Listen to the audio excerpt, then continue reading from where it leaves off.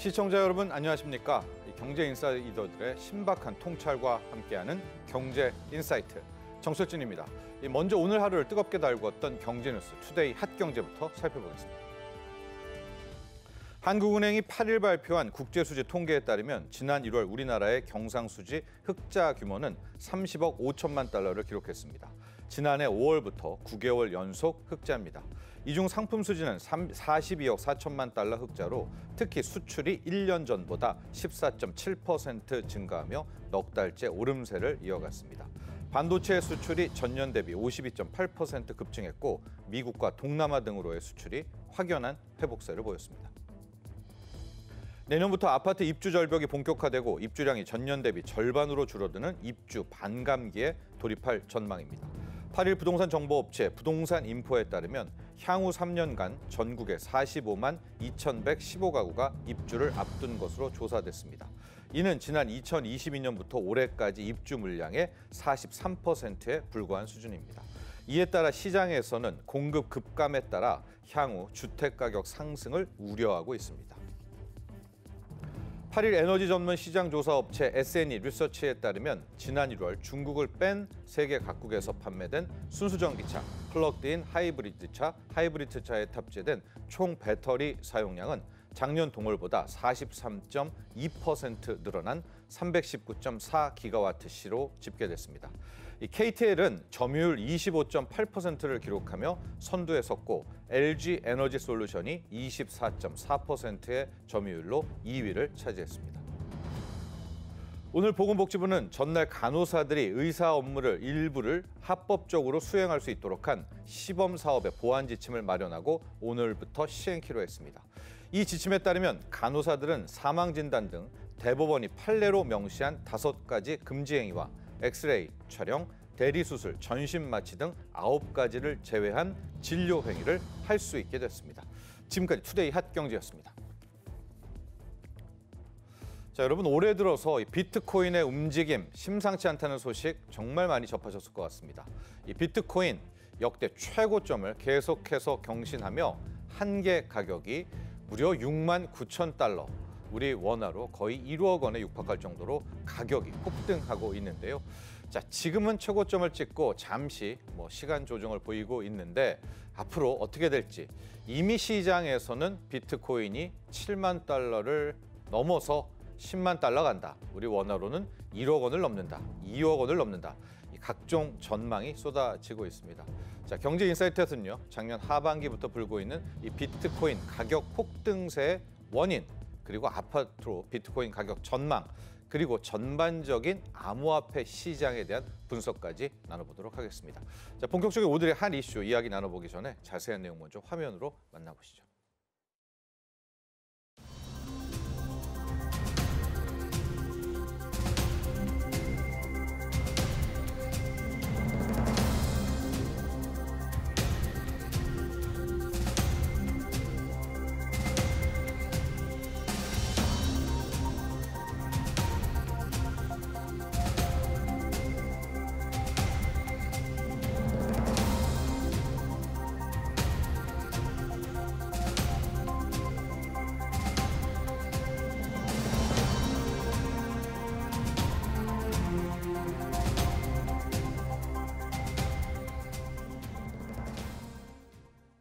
네, 오늘의 경제인사이트 두 분의 시장 전문가와 함께합니다. 박혜진 서울과학종합대학원 벤처투자금융 MBA 교수, 김세희 유진투자증권 크립토 핀테크 연구원 나오셨습니다. 안녕하십니까? 안녕하세요. 네, 안녕하세요. 네.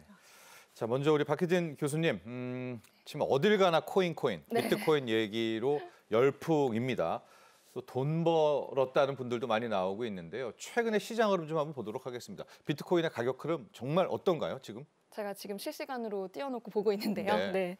아시다시피 워낙에 뉴스에서 많이 다루고 있기 때문에 지금 신고가를 경신했다라고 하는 뉴스들은 다들 접하셨을 거고요. 네. 그 전에 신고가가 2021년 말에 있었습니다. 당시에 6만 9천 달러를 목전에 두고 달성하지 못한 상태에서 이제 추락을 다시 했었다가 오랜 시간에 이제 어떠한 크립토 윈터라고 부르는 시간을 지나고 나서 최근에 다시금 신고가를 경신했습니다. 네. 한국 시간으로는 이제 3월 6일로 넘어가는 새벽이었고요. 미국 시간으로는 5일이었는데요. 네. 그 당시에 이제 그 6만 9천 달러를 이제 경신을 하면서 한국 돈으로 말씀하셨던 것처럼 9천만 원이 훌쩍 넘어가는 이 거래를 기록을 하게 되었습니다.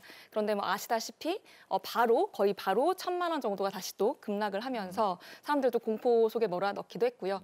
그 후로 다시금 이제 조금 더 안정적으로 가격이 오른 상태에서 좀 보합세를 유지하고 있는 이런 상황이라고 보시면 될 것 같습니다. 네. 앞서 차트를 보시면은 작년 이맘때가 한 2만 달러 수준이었었죠. 3만 달러가 안 됐는데 지금 뭐 순간적으로 6만, 7만 달러를 향해 가고 있으니까요. 특히 여러분 지금 저 6만 7천 뭐 6만 뭐 7저대가 지금 그 누구도 손해를 보지 않은 가격대입니다. 왜냐하면은 비트코인의 사상 최고가이기 때문에 이래저래 갖고만 계셨다 하더라도 다 지금 수익권에 들어오고 있다. 이렇게 가격 흐름 보시면 되겠고요. 김세희 연구원님, 근데 지금 이걸 보시면서도 비트코인이 어떻게 생겼어? 뭐 이런 질문 하시는 분들도 있겠고요. 저거 어디 가서 사냐? 좀 이런 생각도 있고 저게 뭐야? 이런 좀 아주 정말 기본적인 궁금증과 물음을 갖고 계신 분들도 있거든요. 이것도 한번 보고 정리를 하고 우리가 본격적으로 이야기를 하죠. 좀 기초 설명 간단하게 또 정확하게 부탁드립니다. 말씀해 주신 내용 보면은 실제로 이걸 어디서 거래할 수 있고 자산의 가치가 어떻게 형성되냐 뭐 이걸 여쭤보신 것 같은데 실질적으로 사실 어떻게 거래하느냐에 따라서 자산의 가치가 좀 결정되는 부분들이 약간의 변화는 있습니다. 저희가 생각했을 때 기본적으로 비트코인의 가격은 당연히 2,100만 개가 공급량이 정해져 있기 때문에 수요 공급이 가장 결정적이다라고 볼 수 있는데요. 근데 저희가 이제 거래가 어떻게 할 수 있냐라는 부분까지 같이 본다라고 했을 때는 저희가 크게 4가지로 구분을 하고 있습니다. 첫 번째는 아무래도 가장 많이 알고 계시는 채굴일 것 같고요. 채굴 같은 경우에는 저희가 GPU를 통해서 일반적으로 채굴을 하기 때문에 저희가 채굴 원가를 낮추면 낮출수록 사실상 이 상품성의 가치가 굉장히 올라간다라고 봐주시면 될 것 같고요. 그게 이제 문제를 푼다, 암호를 푼다, 뭐 그런 거죠. 그게 첫 번째가. 네, 그렇죠. 사실 해시화된 것들을 사실 GPU를 사용해서 계속해서 이제 풀어내는 거고요. 사실 반감기와 밀접하게 연관된 부분이 또 이 지점입니다. 그리고 이제 두 번째 같은 경우가 저희가 장외 시장에서 거래하는 방법이고요. 쉽게 생각하면 이제 비트코인은 어떻게 탄생했냐라고 했을 때 P2P 화폐다라는 용어를 좀 들어보셨을 것 같은데요. 이제 P2P 화폐라고 하면은 사실상 개인 간 결제가 가능한 화폐다 이렇게 이해를 해주시면 되는데 저희가 월렛이라고 하는 이제 별도의 지갑을 통해서 개인 간의 거래를 한다. 예를 들면 특히나 전쟁이 있거나 혹은 저희가 국경 간 결제를 해야 된다라고 했을 때가 주목받는 부분이 당연히 장외 시장 거래가 될 것 같고요. 세 번째가 대다수의 사람들이 가장 많이 하고 있는 게 어떻게 보면 이제 유통시장 안에서 거래죠. 보통 코인베이스, 저희는 업비트 그리고 빗썸을 통해서 거래하는 게 이 방법일 것 같고요. 주식처럼 거래소를 이용하는 거죠. 사실 이 부분이 결국 수요와 공급에 따라서 가장 움직이는 부분 아닐까. 결국 사려고 하는 사람들이 많아졌을 때 투자 자산으로서의 가치가 올라가는 형태다. 이렇게 볼 수 있을 것 같고요. 이제 마지막 최근에 생긴 케이스가 미국에 한해서는 사실 ETF를 통해서 저희가 주식시장 안에서 거래할 수 있습니다. 이제 특히나 저희가 주식시장은 장부 가치 그리고 실제 현재 가치, 미래 가치 요거에 따라서 밸류에이션을 일반적으로 많이 하지 않습니까? 그래서 이제 그거에 따라서 실질적으로 저희가 가치 형성을 하거나 평가를 하는 방식들이 좀 굉장히 다양해지지 않을까. 그래서 이렇게 저희가 어쨌든 간에 수요에 따라서 가격이 형성이 된다라고 봐주시면 될 것 같습니다. 저 이제 뉴스 할 때 보면 그 코인처럼 생겨가지고 B 써 있고 이렇게 땡땡 있는 그 그림 있잖아요. 그거 보시고 그렇게 생겼나 하시는 분들도 계시는데 지금 이야기했던 뭐 코인의 개수라든가 월렛이라든가 지갑도 다 이제 온라인 상에서 존재한다 이렇게 보면 되는 거죠. 사실 이제 기본은 결국 인터넷을 통해서 저희가 매개체가 되고 또 인터넷이 생겼기 때문에 그 위에서 발생한 화폐이기 때문에 저희가 눈으로 볼 수는 없지만 사실 거래하는 과정도 그냥 저희가 장부가에 찍힌 그냥 데이터일 뿐이지 실제로 확인할 수 있지는 않습니다. 그래서 이제 가상자산이란 이름으로 나왔고요. 그걸 얻는 방식이 또 뭐 암호를 푼다라고 해서 암호화폐 이런 이름을 통해서 비트코인 또 나머지 알트코인 이렇게 나눠진다라고 보시면 되겠고 공부를 좀 이제 하셔야 됩니다. 전혀 관심이 없었던 분들은 막 뒤늦게 막 사시면은 안 되고요. 박혜준 교수님, 근데 이게 한 3차례 랠리예요 지금. 그렇죠? 한 번 올라갔다가 폭락하고 맞습니다. 또 올라갔다가 폭락하고 3번째가 됐기 때문인데 최근의 가격 폭등은 왜일까요? 뭐 때문이야? 딱 이렇게 묻는다면 네. 뭐가 핵심 요인일까요? 여러 가지 요인이 있을 수 있는데 가장 큰 걸 꼽으라고 하면 방금 연구원님 말씀해 주신 것처럼 비트코인 현물 ETF가 미국에서 승인되었다라고 하는 부분일 것입니다. 이게 설명 잘 해주셨는데 비트코인이라고 하는 것이 사실은 일반인이 획득하기 굉장히 어려운 구조로 되어 있었습니다. 네. 말씀하신 것처럼 비트코인 네트워크를 지속 가능하도록 기여하면 비트코인이 주는 월급처럼 받을 수 있는 게 비트코인이거든요. 네. 네트워크가 주는 월급처럼 내가 이제 받는 것이 채굴이라는 것이고 네. 그런데 그것은 사실은 소수의 개발자들 또는 굉장히 어떤 그 인프라를 갖춘 네. 채굴단들이 할 수 네. 있는 네. 것이기 때문에 일반인들은 비트코인을 다른 방식으로 얻는 거, 뭐 탈중앙 방식으로 얻는 것은 굉장히 어려울 수 있고요. 예. 그 외에 이제 말씀하신 거래소에서 내 돈을 가지고 넣어서 사는 것인데 사실은 이것이 뭐 어떤 규제라든지 이런 측면 때문에 어떤 그런 심리적인 장벽도 높기도 했었었고요. 네. 그리고 기관이라든지 법인들이 이제 참여하기도 어려운 부분들이 많이 있었었습니다. 네. 그런데 미국에서 이번에 게리 겐슬러 의장이 원하든 원하지 않았든지 간에 이 상황은 그렇게 흘러가게 됐고요. 그러면서 기관 투자자들의 자금이 굉장히 빠른 속도로 들어오게 됐습니다. 사실은 이 SEC에게 그 네. 현물 ETF를 승인해 달라라고 문을 두드린 것은 거의 10년, 11년이 넘었습니다. 네네. 2013년부터 계속적으로 됐던 건데요. 이번에는 이제 통과됐던 건데요. 사실 의구심도 좀 있었습니다. 네. 실제로 통과되면 얼마나 많은 돈이 들어올까라고 하는 의구심들이 있었던 건데요. 최근에 이제 그 유입되는 그 돈의 그 양을 보면 그런 일말의 의구심도 완전히 사라지는 것을 볼 수가 있습니다. 네. 예를 들어서 지금 한 2월 달까지 기준으로 했을 때 한 70조 정도 육박하는 돈들이 한화로 육박하는 돈들이 비트코인 현물 ETF가 10개 정도가 상장이 되어 있는데요. 거기로 네. 지금 쏟아져 들어오고 있고요. 가장 상징적인 ETF는 블랙락의 ETF라고 볼 수 있는데요. 네. 이것 같은 경우에는 이제 100억 달러를 돌파를 했습니다. 그런데 아시다시피 미국에 상장되어 있는 한 3,000개 중에 이 ETF 중에서 100억 달러의 이상의 어떤 자산량을 가지고 있는 것이 한 4% 정도밖에 안 된다고 합니다. 예. 이를 보면 실제적으로 정말 이렇게 수요가 많이 있었구나라고 하는 것을 우리가 좀 짐작을 할 수 있고 그러한 수요에 따라서 안정감을 느끼면서 굉장히 많은 다른 투자자들도 이제 유입되는 효과를 가져오고 있다라고 이렇게 말씀을 드릴 수 있을 것 같습니다. 네. 현물 ETF의 승인 그리고 현물 ETF가 있다는 것은 코인 거래소에도 할 수 있지만 이제 네, 주식 거래소에서도 맞습니다. 네. 마치 주식하듯이 살 수 있는지 그걸 통한 뭐 대중화 이것이 그렇죠. 가장 네, 컸다. 기관 투자자와 개인 네. 투자자들이 장벽이 좀 낮아지면서 더 네. 빠르게 확산이 되고 있다. 수급에서. 김소영 의원님 이런 지적도 있어요. 이제 달러의 대항마. 그러니까 이게 더 원천적인 건데 좀 거시적 뭐 본론적으로 가서 비트코인이 왜 이렇게 인기인가를 좀 보면 그게 이제 뭐 달러가 2008년, 2009년 때 무너졌을 때 뭐 미국 경제 달러에 대한 의구심 때문이다. 그런데 지금 좀 이런 달러에 대한 뭐 화폐로서의 뭐 그런 힘으로 올라간 거는 맞나요? 좀 있나요, 그것도? 저는 조금 다르게 보고 있긴 네네. 한데요. 사실상 저희가 화폐적인 가치에서 기능을 한다라고 하기에는 아직까지는 굉장히 네. 미비한 네. 수준이다라고 하는데 지금 시점에서 달러나 금과 비교되는 것들은 제가 생각했을 땐 실질적으로 인플레이션 해지 기능에 좀 더 가깝지 않나. 네. 왜냐하면 사실 저희가 원화보다는 달러를 보유하고자 하는 사람들이 많은 거는 네. 실질적으로 달러의 가치가 사실 인플레이션 해지에 조금 더 적합하다라고 네. 하는 부분들도 있었던 것 같고요. 예. 근데 그거에 대비해서 최근 같은 경우는 비트코인과 그다음에 금이 같이 동시에 이제 사실 신고가를 형성을 하고 있습니다. 네. 근데 이게 시사하는 바를 좀 저희가 거시적으로 본다라고 했을 때는 아무래도 인플레이션 해지의 역할로서 그 네. 두 가지가 동시에 역할을 하고 있는 게 아닌가. 네. 아무래도 저희가 자산가들 같은 경우에는 실질적으로 미국 같은 경우에 지금 채무 속도가 굉장히 빠르게 가속화되고 있잖아요. 네. 이제 채무가 금액이 굉장히 늘어나면서 이거에 따라서 이제 금과 그다음 비트코인으로 수요가 쏠릴 수밖에 없는데 그 이전에 뭐 금이 가져왔던 수요를 뭐 일부가 비트코인이 가져가면서 사실상 좀 동반 상승하는 효과가 있지 않을까. 특히나 저희가 ETF를 처음에 이제 런칭하는 과정에서 이 ETF에 대한 기초 자산 설명서가 있는데요. 상품 설명서를 보면 실제 비트코인의 기능으로서 네. 인플레이션 해지 기능을 언급하는 ETF 운용사들이 굉장히 많았습니다. 그래서 그만큼 저희가 뭐 전쟁 혹은 뭐 여러 가지 이슈를 통해서 인플레이션이 가속화된다라고 판단하시는 분들 입장에서는 네. 금과 굉장히 동일한 포지션으로 인지하고 있지 않을까 이렇게 판단을 하고 있습니다. 그런데 지금 이 방송을 보시는 분들 중에서도 이제 이런 거죠. 미국의 경제가 뭐 잘 좋아 보이지만 속내를 들여다보면 지금 미국의 빚이 거의 4조 원이 넘습니다, 여러분. 33조 달러나 되니까. 그러니까 이제 달러를 떠나려는 움직임, 탈달러가 되면서 이제 뭐 그런 거 아니겠습니까? 달러에 대한 의구심.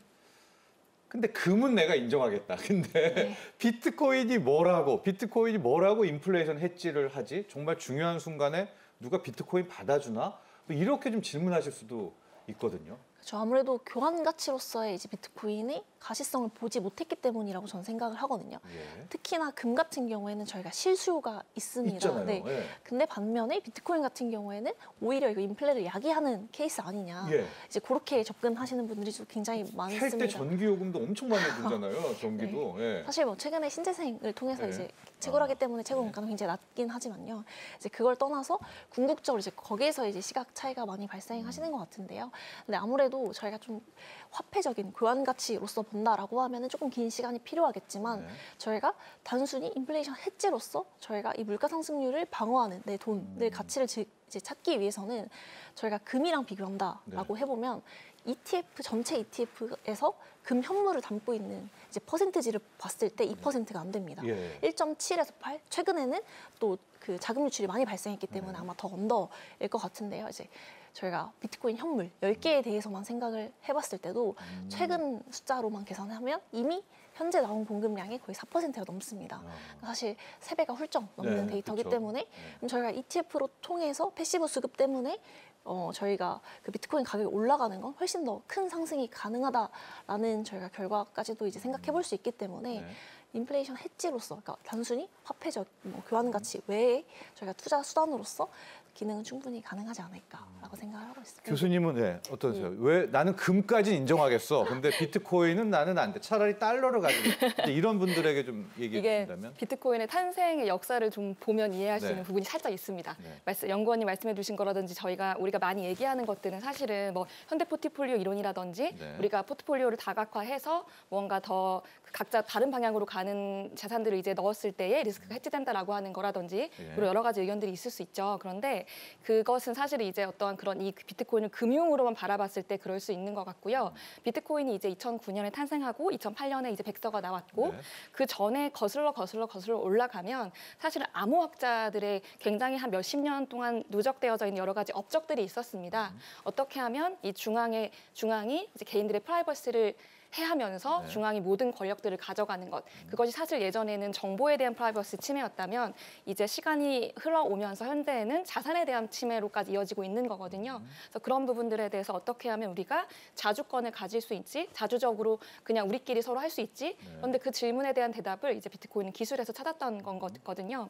예를 들어서 우리가 그 중앙에다가 무언가를 의탁하는 이유는 신뢰를 누군가가 보장해 주어야 하기 때문이지 않습니까? 그래서 우리는 중앙 정부를 믿었고 중앙은행을 믿었고 그리고 그들이 무언가 이 법정 화폐를 온전히 잘 지켜내줄 것이라 믿었는데 사실 그렇지 않고 배신당한 역사는 상당히 많이 찾아볼 수 있습니다. 이제 그런 부분들을 볼 때마다 비트코인이 그 가치가 빛을 발하는 거죠. 왜냐하면 비트코인이 계속 주장해왔던 바는 믿을 수 없잖아. 네. 중앙이 믿을 수 없고 우리가 스스로의 데이터를 지켜야 돼. 스스로의 자산을 지켜야 돼. 그 방법은 어렵지 않아. 기술에 의존하면 돼라고 하면서 나온 것이 비트코인이었고요. 그 비트코인이 말한 그 기술이 바로 블록체인이라고 하는 요즘 많이 쓰여지는 이제 기술이라고 보시면 됩니다. 그래서 블록체인이라고 하는 기술은 사실은 우리가 다른 별명으로 신뢰 머신이라고 부르거든요. 트러스트 머신이라고 부르면서 원래는 중앙에 의탁했던 그러한 신뢰의 기능을 기술에게 의존하면서 우리가 자유롭게 거래할 수 있게 하겠다. 자산을 스스로 지킬 수 있게 하겠다.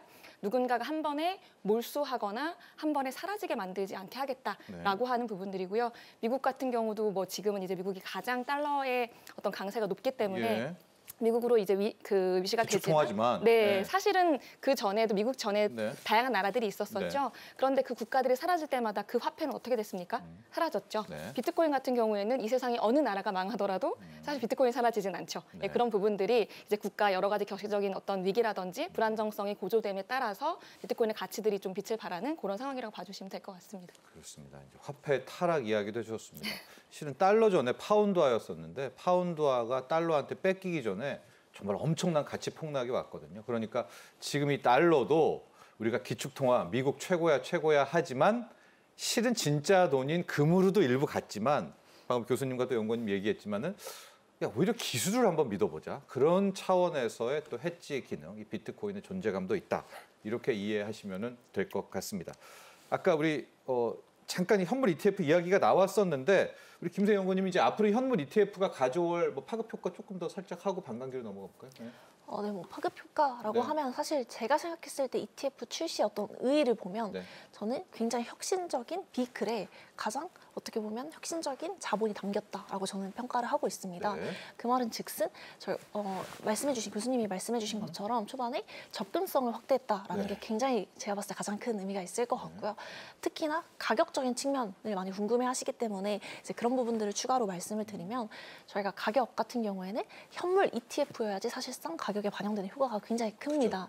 그 이유는 실제로 저희가 현물 ETF 같은 경우에는 운용사가 LP나 AP를 통해서 직접 이제 매수를 하는 그 구간이 반드시 필요하고요. 그러니까 크리에이션이라고 하죠. 저희가 생성하는 단계들이 반드시 필요하기 때문에 사실 시장에 최근에 이제 급격한 이제 상승을 많이 봤던 것 같은데요. 그게 거의 패시브 효과다라고 많이 보시면 될 것 같고요. 특히나 아직까지 대부분의 ETF를 이제 사는 주체들이 아직까지 기관이라고 보기에는 조금 부족한 면들이 많습니다. 특히나 연기금이나 혹은 뭐 저희가 주요 큰 기관들 같은 경우에서 아직 의사결정이 되지 않았는데요. 근데 그럼에도 불구하고 뭐 연금 계좌라든지 혹은 뭐 일부 고액자산가들 혹은 뭐 일부 헤지 펀드나 뭐 일부 이제 미국 기관 투자자 중심으로만 아직 사고 있다 이렇게 볼 수 있을 것 같은데요. 이제 이게 굉장히 크게 포트폴리오에 확대가 된다라고 했을 때는 실질적으로 비트코인 ETF로 들어오는 자금 유입이 굉장히 지금보다 몇 배 더 이상 커지지 않을까라고 생각을 하고 있습니다. 그렇습니다. 여러분 이제 ETF를 좀 아셔야 되는데 우리 금 ETF 또 원유, 유가 관련한 ETF 이런 거 있는 거 아니겠습니까? 그래서 우리가 금을 실제로 안 사고 근데 금 ETF를 주식시장에 투자하는 경우도 많은데 미국 같은 경우에도 좀 코인 거래소에 가기 싫어하시는 또 거기에도 좀 어르신들도 계시고 좀 그런 분들이 있을 텐데 그런 분들이 이제 주식시장에 있는 이 상장된 비트코인 ETF를 사게 되면서 갑자기 투자의 대중화가 이루어지게 된 겁니다. 또 이게 401k 같은 연금 계좌에도 당길 수 있게 되면서 정말 기하급수적으로 이제 수급이 많이 커지게 됐다. 그것이 이제 지금의 비트코인 가격을 1억 가까이 폭등시켰다라는 거고요. 교수님 또 하나의 이유로 많이 나오는 게 반감기다. 반감기도 어렵고요. 그것 때문에 왜 가격이 1억 가고 2억 가는 거야? 라고 한다면요.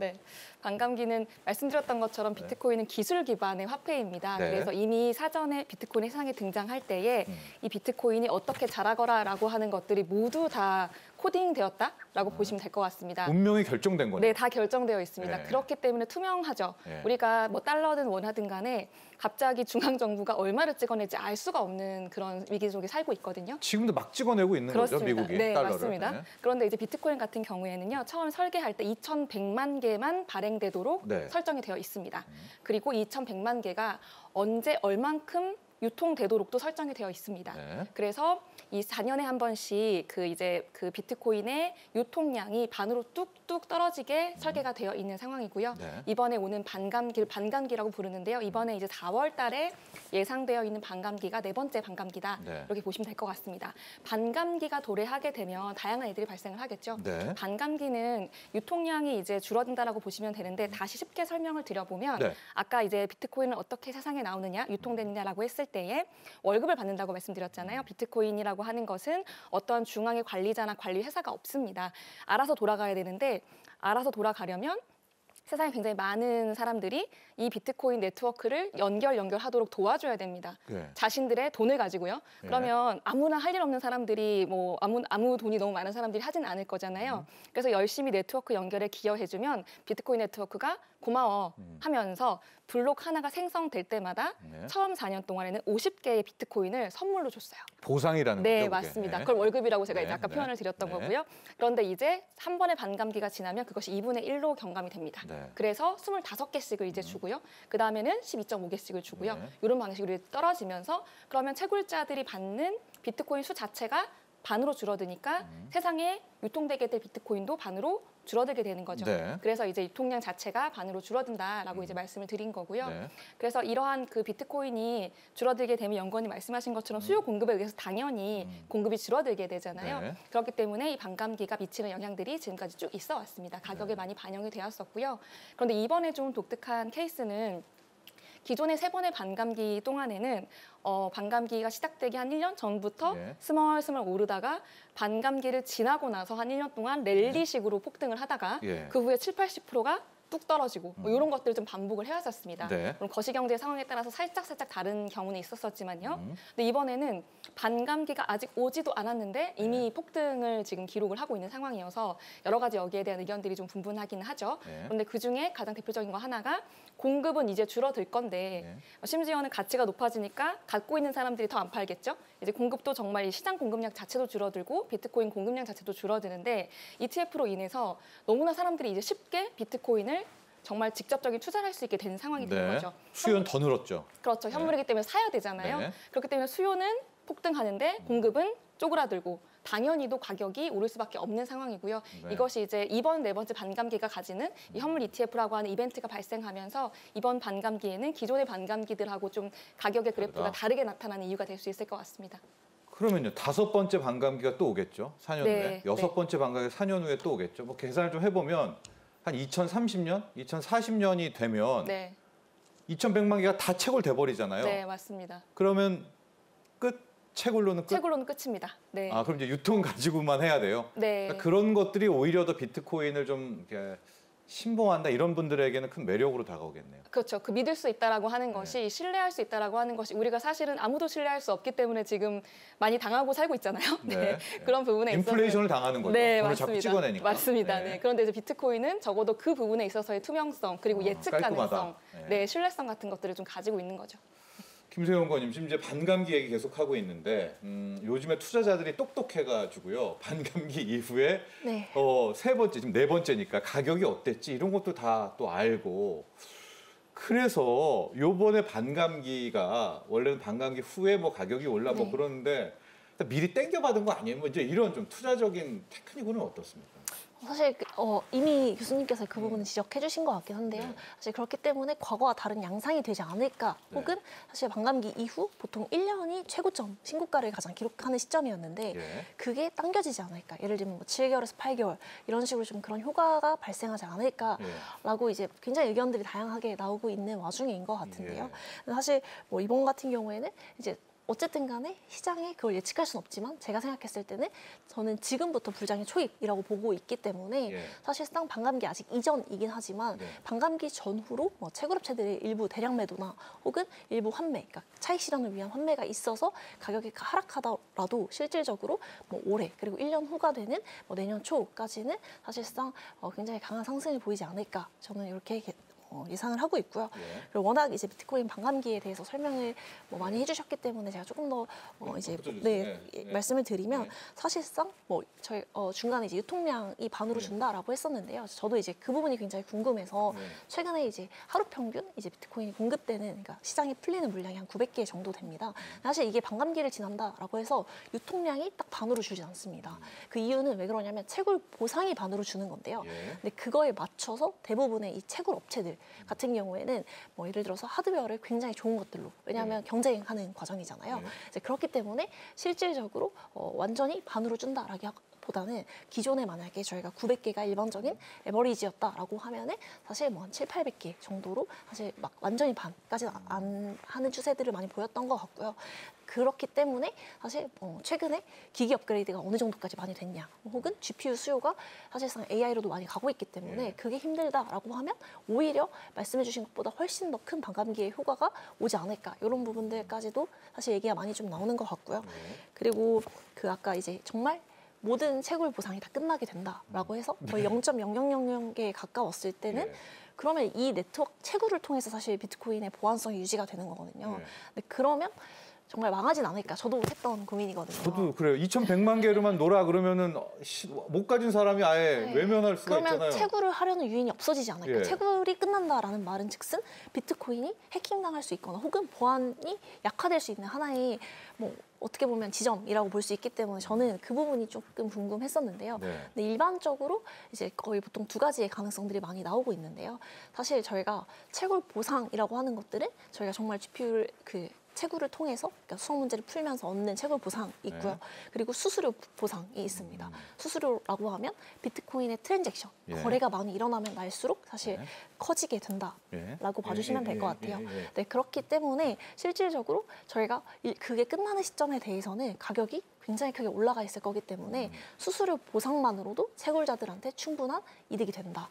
이렇게 되지 않을까? 혹은 책으로 멈춰라라는 하드포크가 진행된다. 뭐 이렇게 두 가지로 많이 이야기가 되고 있습니다. 채굴업자들도 지금 엔비디아 칩 씁니까? 그 HBM 같은 거 씁니까? 지금 GPU 써야 되니까? 사실 뭐 완전 GPU라기보다는 요새는 ASIC이라고 해서 그 다음 단계 성능이 훨씬 더 좋은 것들을 쓰고 있는데요. 근본적으로는 비슷합니다. 비슷하게? 네. 자, 여러분, 그런데 비트코인 투자 열기가 미국 다음이 우리나라입니다. 가장 많은 통화가 달러 다음에 이렇게 원화라는 거 잘 알고 계시죠? 그만큼 우리나라에서 특히 투자 열풍이 더 불고 있는데요.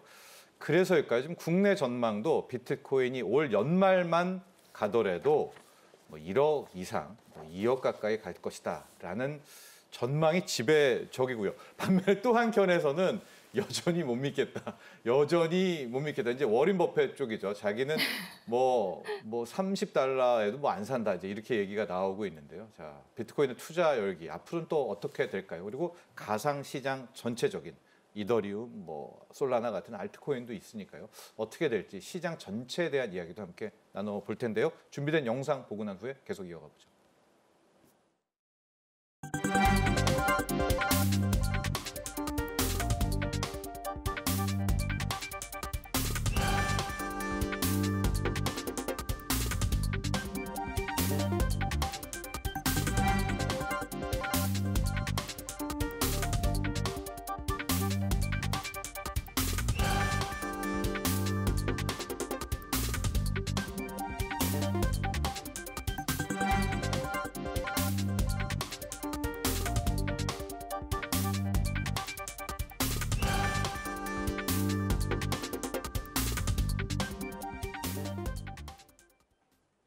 네, 저희가 지금까지는 비트코인 또 뭐 가상 시장에 대한 가상화폐에 대한 그래도 좀 기초적인 이야기를 했다면 지금부터는 좀 더 노골적인, 좀 더 구체적인 이야기를 한번 해보도록 하겠습니다.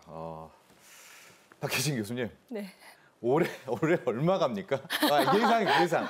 본인의 예상이니까 뭐 저희가 투자를 독려하는 것도 아니고 워낙 지금 시장에서 많은 의견들 나오고 있는데요.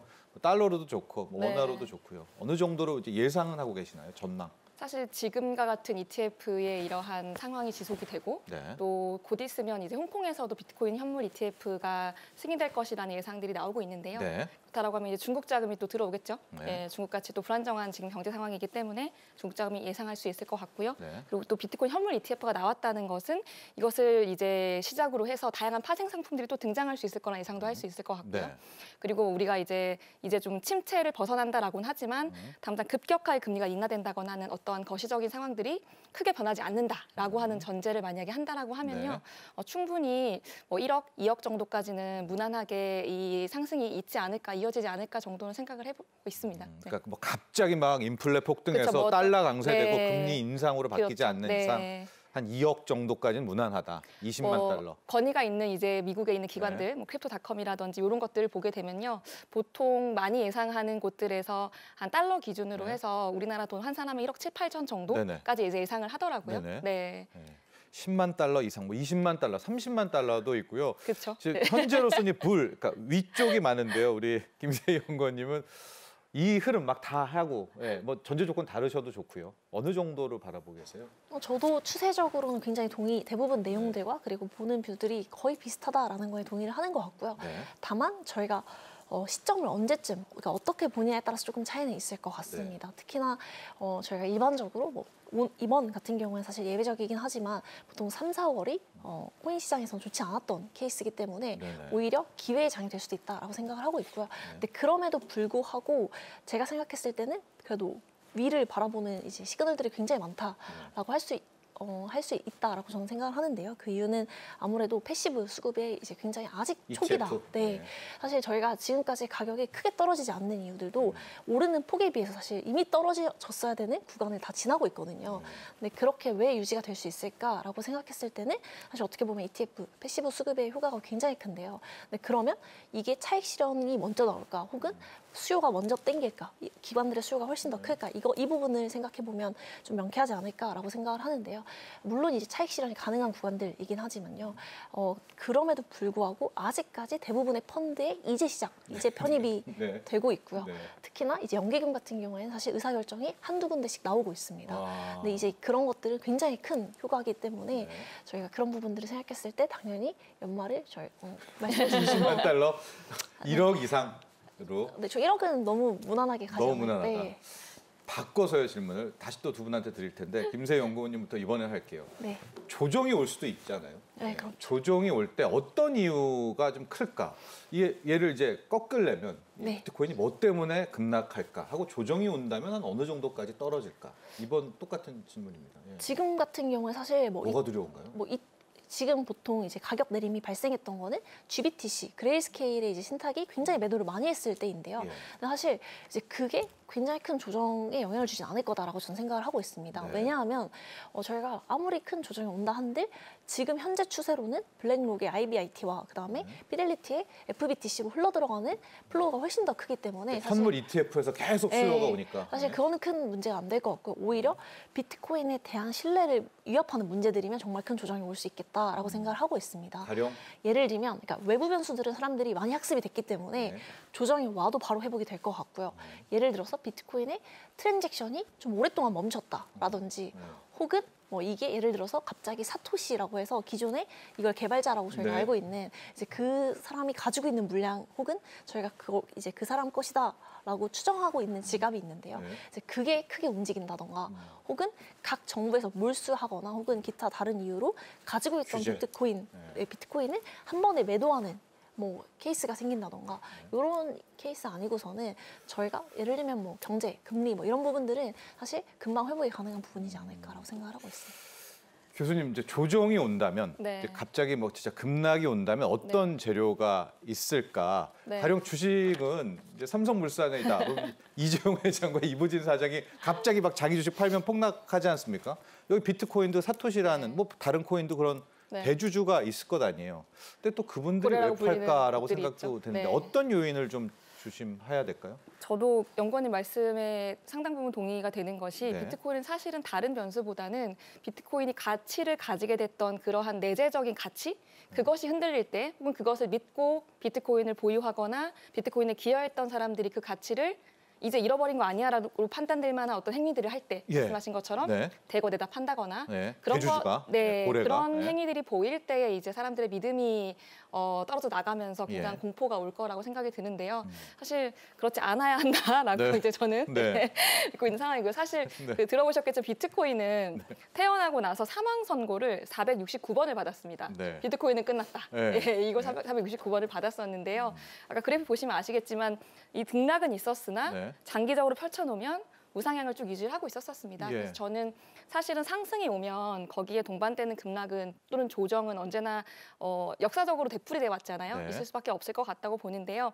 여기에 대한 장기적인 가치에 동의하시는 분들이라면 오히려 저는 이 조정장이 이제 나도 한번 들어가 볼까를 가능하게 하는 네. 부분이 아닐까 생각이 듭니다. 예를 들어 저 같은 경우도 그 가치 투자를 하기 때문에 제가 지금까지 뭐 비트코인이나 이더리움 같은 네. 것들을 투자해왔던 것들을 팔거나 하지 않는데요. 네. 오히려 떨어졌을 때에는 또 살 수 있다라고 하는 이제 그 신호로 사실 보기 때문에 그래서 이러한 조정과 그런 그 급락을 이 가치를 정말로 믿으신다면 좀 다르게 받아들일 수 있지 않을까 그런 생각들은 좀 하고 있습니다.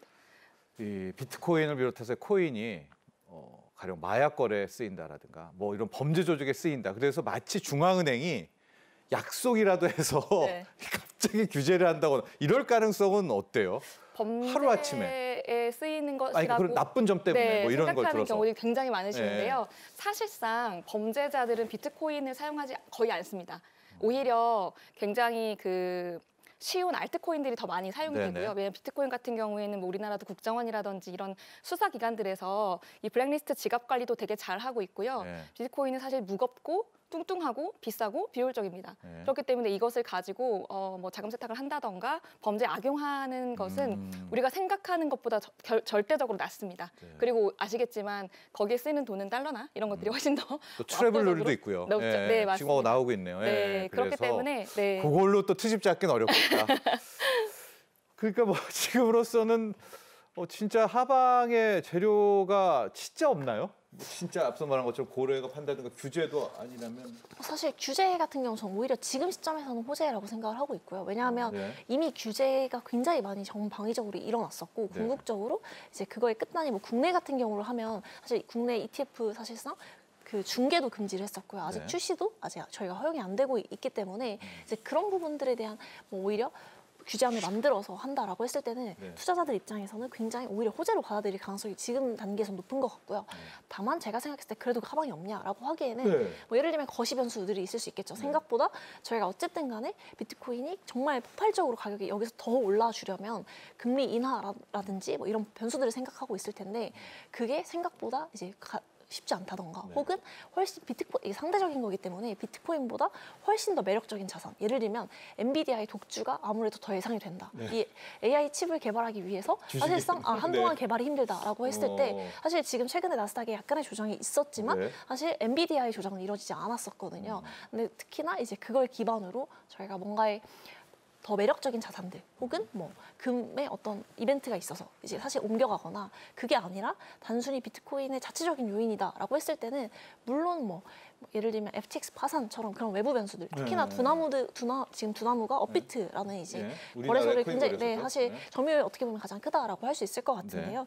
근데 이제 그런 부분들에서 뭔가 문제가 생겼을 때 이러면 사실상의 조정은 크게 있겠죠. 다만 제가 봤을 때 이런 것들이 이미 학습된 효과들이기 때문에 이 근본적인 가치 사토시의 뭐 비트코인이 움직였다던가 말씀해 주신 대로 진짜 그거네요. 기존에 갑자기 마이크로 스트레치가 굉장히 지금 그 CEO가 엄청난 비트코인 매수를 하고 있는데요. 그 사람이 갑자기 매도 아니죠? 그래서 갑자기 굉장히 큰 매도를 한다던가 혹은 그 사람이 어떤 시그널을 봤다라는 거기 때문에 시장이 굉장한 어떤 지표가 흔들리지 않을까. 근데 사실상 뭐 현재까지만 하더라도 비트코인을 사기 위해서 전환사채를 발행하고 있습니다. 그래서 7억 달러 규모로 하고 있어서 이제 그런 추세가 꺾였을 때 정도라고 생각을 하고 있습니다. 현재 생각할 수 있는 특히 비트코인의 가격 하락의 큰 이슈, 뭐 달러 강세, 다시 금리 상승 이런 거는 오히려 이런 체계적 위험은 큰 위협이 안 될 것이다. 다만 수급적 요인으로 가장 많이 갖고 있는 이제 고래라고 하는데요. 혹은 최초 창시자 이런 사람들이 어떤 이유에서든 물량 나오는 거 이제 희박하겠죠. 그러나 그런 것들의 위험도 분명히 존재한다는 것도 기억하시길 바라고요. 교수님, 지금 보면은 이제 금도 오르고 있고요, 네. 주식도 오르고 있고요, 코인도 오르고 있고, 그래서 이제 우리가 일명 이제 everything 랠리 얘기하면서 그래서 코인이 오르는 거야 이런 평가는 좀 싫으신가요? 싫고 싶어서요.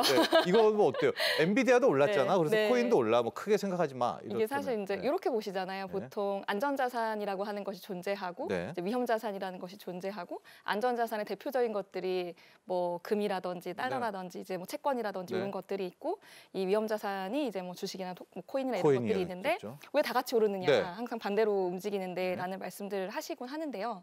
저는 그 비트코인만 좀 독립적으로 떼서 이것을 좀 보고 싶은 것이 비트코인이 왜 위험자산인가라는 의문을 좀 가지고 있습니다. 그리고 왜 금과 달러가 안전자산인가라는 또 의문도 좀 제기를 하고 싶습니다. 그게 비트코인의 저도 이제 비트코인의 가치를 좀 굉장히 추종하는 사람이기 때문에 말씀을 드리고 싶은데요. 비트코인이 탄생했을 때 이미 지적했던 것이 이 기존의 중앙에 의해 휘둘리는 어떠한 화폐들이 과연 안정적이고 신뢰할 수 있느냐라는 문제 제기였잖아요. 사실 금만 하더라도 금은 괜찮잖아라고 말씀하실 수 있겠지만 금 역시나 금에 대해서 100% 순금임을 인정해 주는 건 누구죠? 역시나 어떠한 중앙의 사람들입니다. 그 사람들이 순금을 인정해주지 않는 금들은 사실은 얼마나 예전에 왕들이 금 조금씩 넣고 이제 국민들한테다가 그죠? 해증했었죠. 그런 일들이 사실 반복적으로 일어나고 있기 때문에 오히려 금과 달러가 정말 안전자산이라는 질문을 드리고 싶고 반대로 말씀드렸던 것처럼 비트코인은 기술이 보증하는 투명성과 신뢰성과 안정성과 예측 가능성을 가지고 있는 자산입니다. 이것이 실제 현금과하고의 그 교환 가치가 급락하거나 올릴 수는 있겠으나 비트코인이 내가 가지고 있는 것을 누가 뺏어갈 위험이라든지 사라질 위험이라든지 이런 것도 존재하지 않죠. 그렇기 때문에 오히려 이런 부분들에 대해서 그 근본적인 좀 패러다임에 대한 의문을 제기를 하고 싶어서 좀 말씀을 드렸습니다. 근데 같은 질문인데요, 김세영 의원님. 최근에 지정학적 리스크 터지면서 뭐 미 국채라든가 달러가 오히려 갑자기 신뢰를 잃었어요. 정말 전통적인 안전자산이. 비트코인이 이제는 금의 레벨, 안전자산의 레벨로 가는 건가요, 정말로? 저는 이제 비트코인의 가장 큰 별명 중에 하나가 이제 디지털 금. 이라고 이제 많이 디지털금. 불렸던 것 같은데요. 사실 그게 막연한 어떤 이제 내러티브의 하나로서 작용이 됐다라고 하면 이번 사이클에서 저는 디지털 금을 아마 증명하지 않을까라고 개인적인 생각을 하고 있습니다. 실질적으로 저희가 비트코인이 승인된 지 한 거래일 기준으로 한 달 정도가 지난 것 같은데요. 네. 그 이후로 금은 신고가를 형성을 했지만 금 ETF의 자금 유출은 계속해서 있었습니다. 네. 사실상 그렇기 때문에 뭐 디지털 금 정도의 내러티브는 충분히 가능하지 않을까라고 생각하고 알겠습니다. 있습니다. 자, 저도 좀 궁금합니다. 이제 마지막 승부다 이런 얘기 나오고 있는데요. 이제 여기에서 금리 인하되고 달러 약세가 정말 기조적으로 나올 때 금과 비트코인이 다시 한번 맞붙은 상황이 나오게 될 때 진정한 승리자가 나오게 되겠죠. 금과 비트코인. 저는 이제 한때 별명이 이제 금철진이었거든요. 그래서 제가 이제 금 쪽이거든요. 이제 과연 코인과 이번 대결을 한번 보도록 하겠고, 저희 시간이 다 돼서 그래도 투자를 지금 갑자기 좀 고민하면서 이 방송 모시고 막 하려고 할 분들도 계시니까 주의할 점, 이런 것들은 꼭 하셔야 되고 좀 뭘 투자를 하든지 말하는 꼭 이런 점들 한번 좀 말씀해 주시죠. 네, 비트코인은 사실은 가상자산 수백 개의 가상자산들 중에 하나인 건데 네. 비트코인에 관심을 가지시는 분들께서 비트코인이 아닌 다른 이상한 코인들에 현혹되셔서 이제 뭐 그 간접 투자를 하시게 되는 경우들이 종종 있어요. 많아요, 피해 보신 분들. 네. 그런 부분들을 좀 유의하시면 좋을 것 같고요. 왜냐하면 현물 ETF가 열리고 있기 때문에 우리나라에서도 곧 열릴 거라 저는 낙관하고 있기 때문에 충분히 비트코인을 직접 사실 수 있는 환경이 조성이 될 것입니다. 그래서 그런 부분들을 좀 유의하시면 좋을 것 같고요. 그리고 본인의 투자 스타일이 단기적인 이 급등을 즐기는 스타일이신지 아니면 장기적인 어떤 가치를 보는지 본인의 투자 스타일을 좀 보시면서 현재 이 내가 투자하는 것이 맞는가라고 하는 것들 좀 고민해 보시면 좋을 것 같습니다. 네, 주식도 삼성전자 같은 대형주가 있듯이 네. 코인도 뭐 비트코인, 이더리움 같은 이제 누구나 인정받는 10배, 100배는 없거든요. 네. 네. 네. 또 어떤 주의점, 유의할 점 마지막으로 저는 이제 개인적으로 이제 제가 주식시장에 있다 보니까 네. 이제 가격이 오르다 보니 사람들이 어떤 걸 사야 되나요?라고 물어보면 비트코인 얘기하면 사실상 싫어하시는 분들이 많으세요. 왜냐하면 똑같네요, 주식이랑. 가격이 올랐기 이미 올랐기 때문에 때문에. 사실상 그거 말고 특히나 최근에 AI 테마가 강세다 보니까 네. 제가 하루 한 10개가 넘는 질문들을 AI 코인 중에서 뭐 사면 좋아요? 라는 질문들이 굉장히 많습니다. AI 코인. 근데 사실상 저희가 물론 그 코인들이 가치가 없다라고 함부로 말할 수는 없겠지만 사실상 변동성이 훨씬 더 크고요. 그리고 비트코인과 저희가 얘기할 수 있는 포지션상이 굉장히 차이가 있기 때문에 사실 파운더들이 있고 사실 어떻게 보면 저희가 누군가가 보증해주지 않는 그러니까 법적인 제도가 없는데 저희가 투자를 해야 된다 이런 게 있기 때문에 사실상 저는 리스크가 굉장히 크다. 그리고 특히나 단기적인 코인을 접근하시는 분들이 나는 단기적으로 예를 들면 주식은 10% 20% 정도의 수익이 얻어도 굉장히 만족하시는 반면에 코인은 100% 아니면 나는 코인하지 않겠다라고 접근하시는 분들이 많기 때문에 조금 더 자산으로서 가치를 봐주시고 들어오시는 분들이 많으면 좋지 않을까라고 생각합니다. 수익률에 대한 그렇죠. 기대 같은 것들. 수익률이 거의 100%는 최소 여기도 손절 필요하죠. 그렇습니다. 자, 여러분들 꼭 투자 수익률, 기대 수익률, 손절은 코인에도 필요하다 기억하시고요. 저희가 1억 원이 넘거나 아니면은 정말 한 또 5천만 원 밑으로 폭락하거나 할 때 한 번 더 이 비트코인에 대한 시간 또 마련해 보도록 하겠습니다. 오늘 함께해 주신 두 분 감사합니다. 감사합니다. 감사합니다. 자, 저희 오늘 준비한 소식은 여기까지입니다. 여러분, 지난해에 이어 중국 경제 위기론이 지속되고 있습니다. 홍콩 법원이 한때 중국 최대 부동산 개발업체였던 헝다에 대해서 이미 청산 명령을 내렸고요. 중국 경제 자체의 침체가 심각한 수준에 왔다. 이런 위기론도 커지고 있습니다. 이런 가운데 지난 4일 중국 연례 최대 정치 행사 양회가 열렸습니다. 올해 양회에서 과연 이 중국 경제를 살릴 수 있는 이 경기 부양 카드 쓰게 될까요?